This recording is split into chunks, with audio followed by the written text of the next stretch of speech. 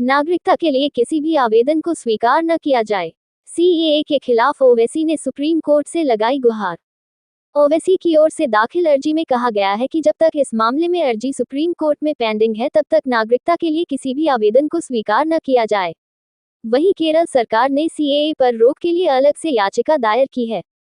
केरल सरकार की ओर से सुप्रीम कोर्ट में दाखिल याचिका में कहा गया है कि केंद्र सरकार खुद जानती है कि इस मामले में कोई अर्जेंसी नहीं है, ऐसे में इस पर स्टे होना चाहिए।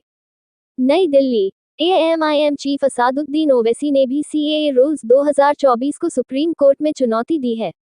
सीएए को पहले से सुप्रीम कोर्ट में चुनौती दी चुकी है और सीएए रूल्स के तहत इसे लागू किए जाने के खिलाफ पिछले दिनों 4 अंतरिम याचिका दायर कर इस पर रोक की मांग की गई है।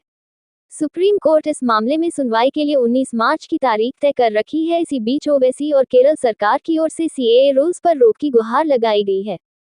सुप्रीम कोर्ट में सीएए को पहले से चुनौती दी जा चुकी है और केंद्र सरकार को नोटिस जारी हो रखा है, लेकिन इसी बीच सीएए को लागू करने के लिए नोटिफिकेशन जारी कर दिया गया, जिसके बाद सीएए रूल्स 2024 को चुनौती देते हुए इस पर रोक की मांग की गई है।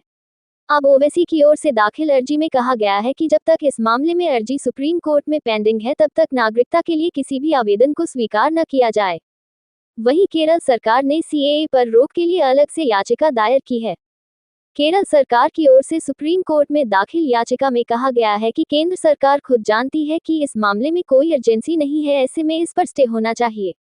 केरल सरकार ने कहा है कि सीएए एक्ट 2019 व सीएए रूल्स 2024 यानी कानून और उसके अमल पर रोक लगाई जाए। राज्य सरकार ने कहा कि 2019 में राज्य विधानसभा ने एकमत से केंद्र सरकार को कहा था कि एक्ट को निरस्त किया जाना चाहिए। साथ ही कहा कि एक्ट बनने के बाद इसे 5 साल बाद केंद्र सरकार ने नोटिफाई किया जाए। केंद्र सरकार को इसे लागू करने में कोई अर्जेंसी नहीं थी, ऐसे में इसके अमल पर रोक लगाने का निर्देश दिया जाए। तब तक मामला कोर्ट में पेंडिंग है, तब तक एक्ट और रूल्स पर रोक लगाई जाए।